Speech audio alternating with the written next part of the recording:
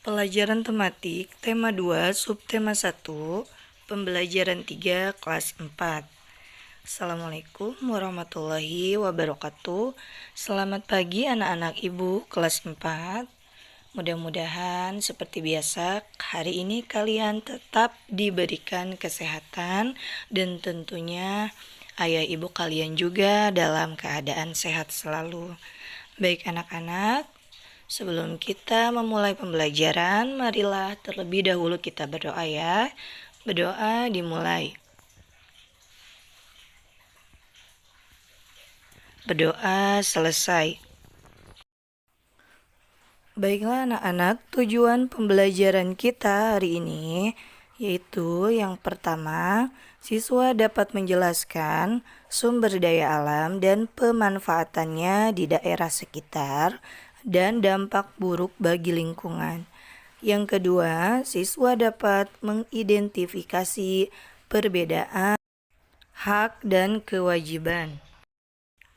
Baiklah anak-anak, sekarang kita mari buka buku paketnya, tema 2 atau tema 4B, halaman 19 ya, yang bagian ayo belajar.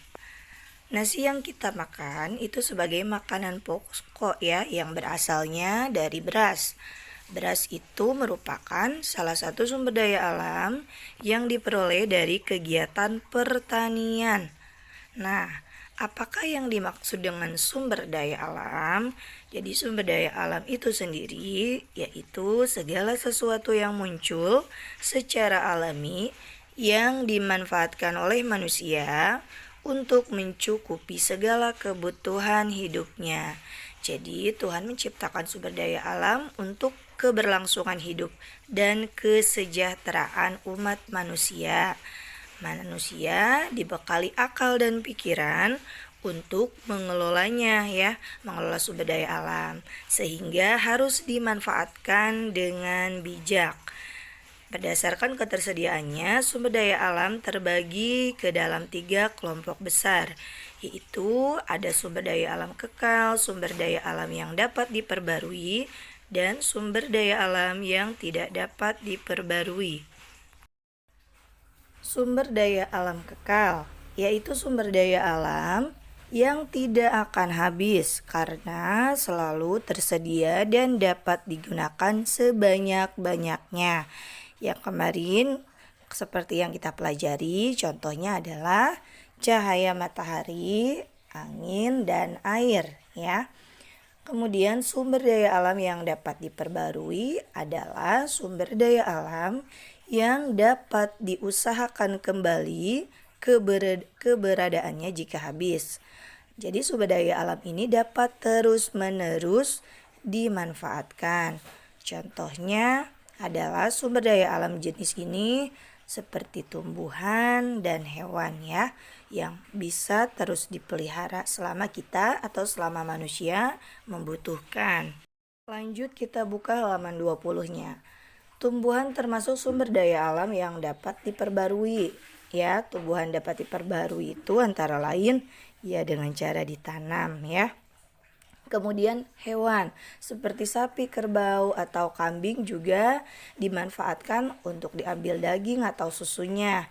Kalau setelah dimanfaatkan jumlah hewan itu akan berkurang ya.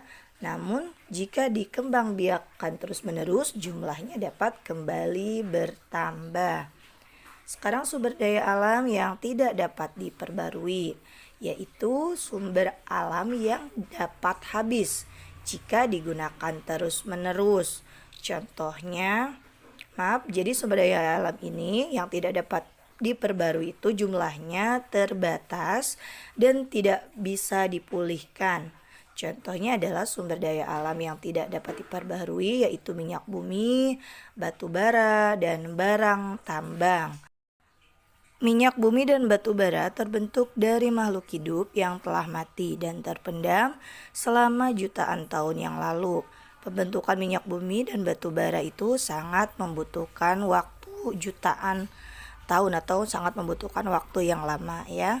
Jadi oleh karena itu minyak bumi dan batu bara termasuk sumber daya alam yang tidak dapat diperbarui keberadaannya. Sekarang anak-anak kalian lanjutkan halaman 22 ya. Manfaat air.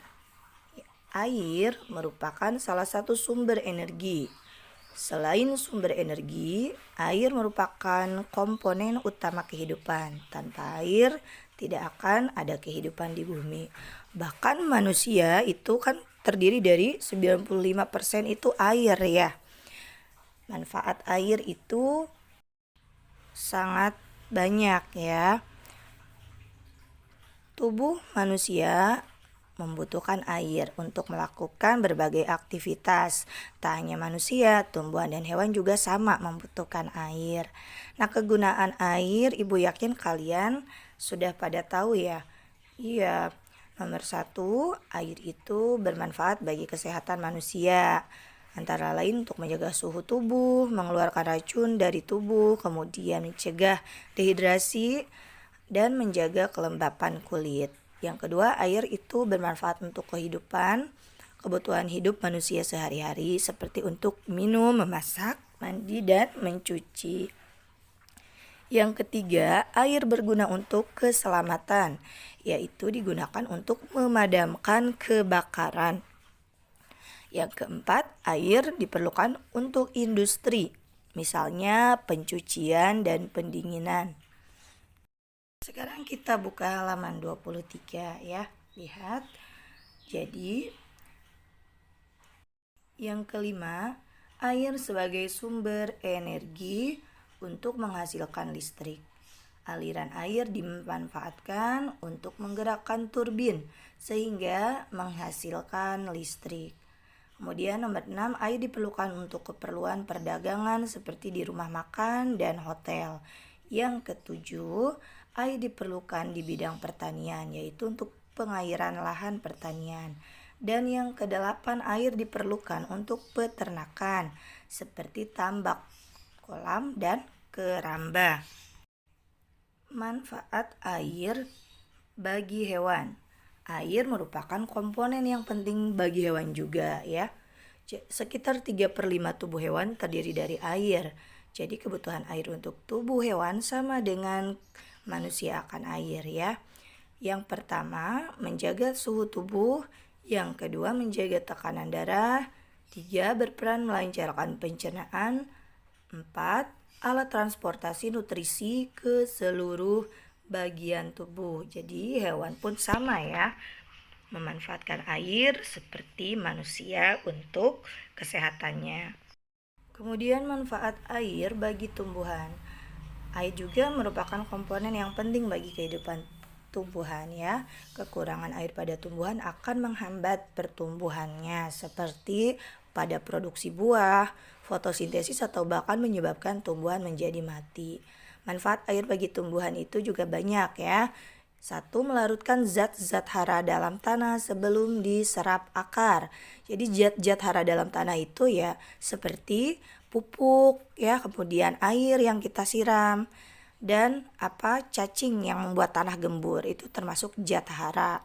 Kemudian yang kedua, salah satu bahan baku proses fotosintesis itu ya adalah manfaat air juga ya. Fotosintesis itu akan menghasilkan zat-zat yang penting baik bagi tumbuhan itu sendiri atau bagi seluruh makhluk hidup di bumi. Yang ketiga, air mengatur tekanan pada sel tumbuhan, mengatur membuka dan menutupnya mulut daun atau stomata. Jadi untuk proses fotosintesis juga ya. Yang keempat, menjaga agar suhu dalam tubuh tumbuhan tetap sehat ya, artinya tumbuhannya tidak mati. Nah, untuk mengetahui hak dan kewajiban kita akan air bersih, kita lanjutkan kembali ya. Jadi, air termasuk kebutuhan dasar manusia. Setiap manusia memerlukan air bersih untuk kelangsungan hidupnya kan? Nah, air bersih menjadi salah satu hak yang harus didapatkan. Jadi, ingat yang didapatkan itu namanya hak ya. Jika hak tersebut tidak didapatkan, tentu manusia tidak dapat melangsungkan hidupnya.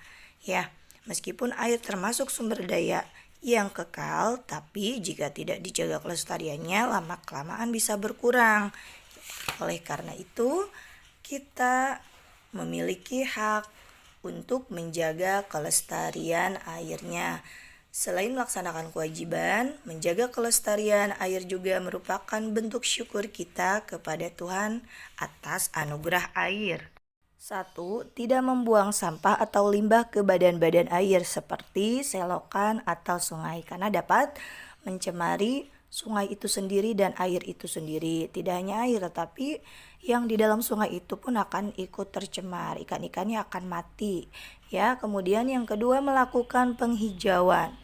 Akar tumbuhan mengikat akar sehingga air dalam tanah akan tetap tertahan dan tidak terus mengalir. Ya, makanya menanam pohon itu dapat mencegah banjir dan bisa sebagai penyimpan cadangan air ketika musim kemarau.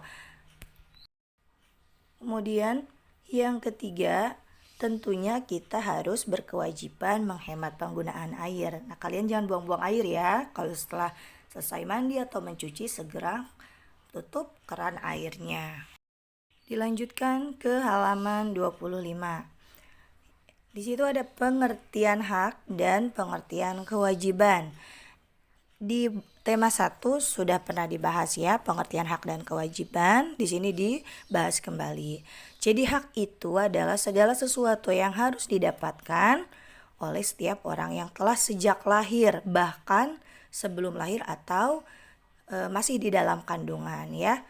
Contoh hak itu yang pertama adalah setiap warga negara bebas untuk memilih, memeluk, dan menjalankan agama kepercayaan masing-masing yang dipercayai. Jadi tidak boleh dipaksa ya untuk menentukan agama atau kepercayaannya. Yang kedua, setiap warga negara berhak memperoleh pendidikan dan pengajaran. Yang ketiga, setiap warga negara berhak memanfaatkan sumber daya alam untuk memenuhi kebutuhannya. Sekarang pengertian kewajiban. Kewajiban ialah sesuatu yang harus dilaksanakan dengan penuh tanggung jawab. Berikut contoh kewajiban sebagai warga negara adalah nomor 1. Setiap warga negara wajib membayar pajak dan retribusi yang telah ditetapkan oleh pemerintah pusat dan pemerintah daerah.